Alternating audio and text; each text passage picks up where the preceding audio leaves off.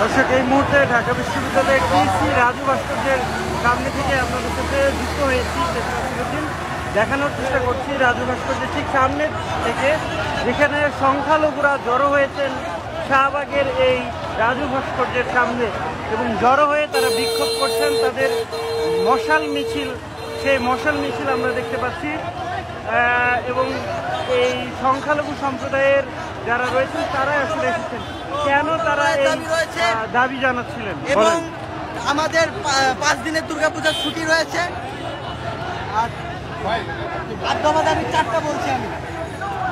বিভিন্ন দাবি দেওয়া আসলে অন্তর্বর্তীকালীন সরকারের প্রধান উপদেষ্টা ডক্টর মোহাম্মদ ইউনূসের কাছে দাবি জানিয়েছে। দাবি আসলে কোনো ধরনের পদক্ষেপ নেওয়া হয়নি এমনকি অভিযোগ করছেন কৃষকরা। কিছু বলবেন যে কেন আপনারা এই মিছিল করছেন? আমাদের সংখ্যালঘুদের উপরে আমাদের বাড়িঘর ভাঙচুর, আমাদের মন্দির ভাঙচুর, আমাদের ব্যবসা প্রতিষ্ঠান সব ভাঙচুর করে ফেলেছে। যেগুলো সরকারি আসে সব সরকারি আমাদের উপরে ধরেন এই ধরনের বৈষম্যের আচরণ করা হয়। আর এই আমাদের মা বোনের উপরে নির্যাতন হচ্ছে।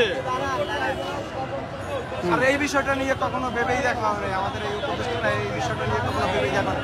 এত বন্যা হলো, হলো, আমরা সবাই তো দেশের মানুষ আগে এগিয়ে আসলাম না। তারপরে কেন আমাদের হিন্দুদের ঘরের উপরে এইভাবে অত্যাচার, হিন্দু লোকজনের উপরে এত অত্যাচার এটা হইলো? কেন কেউ একটু আমাদের দিক আগালো না? এটার আমরা বিচার চাই। কেন আমাদের হিন্দু ধর্মীয় কল্যাণ ট্রাস্ট, হিন্দু বৌদ্ধ ফাউন্ডেশনে এবং সকলগুলো যত ট্রাস্ট আছে হিন্দু বৌদ্ধ এবং খ্রিস্টান ট্রাস্টকে ফাউন্ডেশনে উন্নীত করতে হবে। 5ম দাবি, দেবোত্তর সম্পত্তি পুনরুদ্ধার এবং সংরক্ষণ আইন করতে হবে। সাথে সাথে 6ষ্ঠ দাবি, সরকারি বেসরকারি বিশ্ববিদ্যালয় এবং বিশ্ববিদ্যালয় কলেজ সহ সকল উচ্চশিক্ষা প্রতিষ্ঠানে সংখ্যালঘু শিক্ষার্থীদের জন্য উপাসনালয় নির্মাণ এবং প্রতিটি হোস্টেলে প্রার্থনা কক্ষ নির্মাণ করতে হবে। 7ম দাবি, সংস্কৃত ও পল্লী শিক্ষাবোধ উন্নয়ন করতে হবে।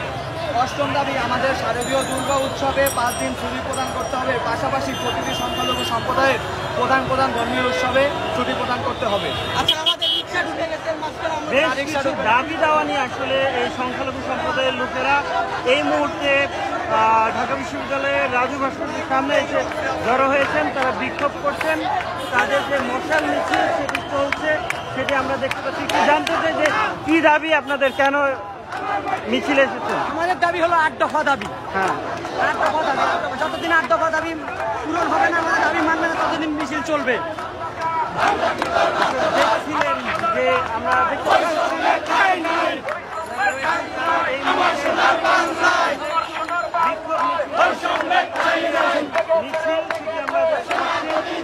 বাংলাদেশ বাংলাদেশ সম্মিলিত সংখ্যালঘু জোটের নেতৃত্বে ধরে এই হচ্ছে এবং সেটি আমরা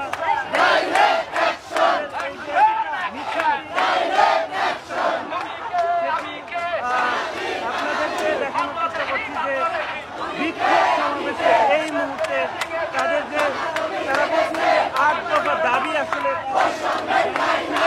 সেই 8 দফা দাবিতে সেই 8 দফা দাবি তারা এই এবং আপনাদেরকে যদি জানিয়ে যে সংখ্যালঘু সম্প্রদায়ের উপরে নির্যাতন এবং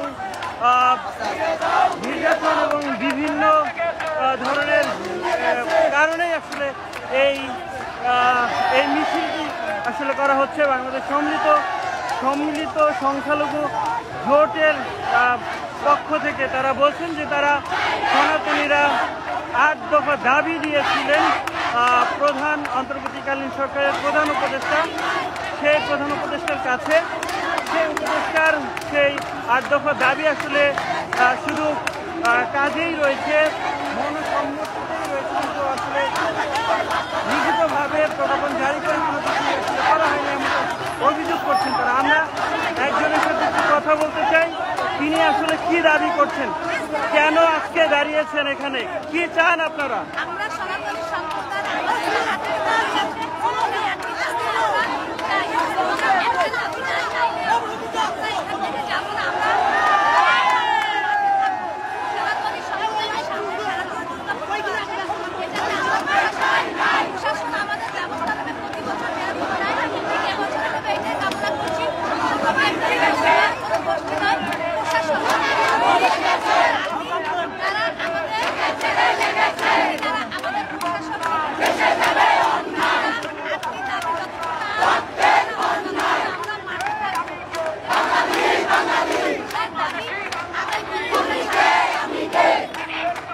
সরাসরি দেখছিলেন ইত্তেফাকে এবং আপনাদেরকে দেখানোর চেষ্টা করছিলাম এই মুহূর্তে ঢাকা বিশ্ববিদ্যালয়ে জুড়ে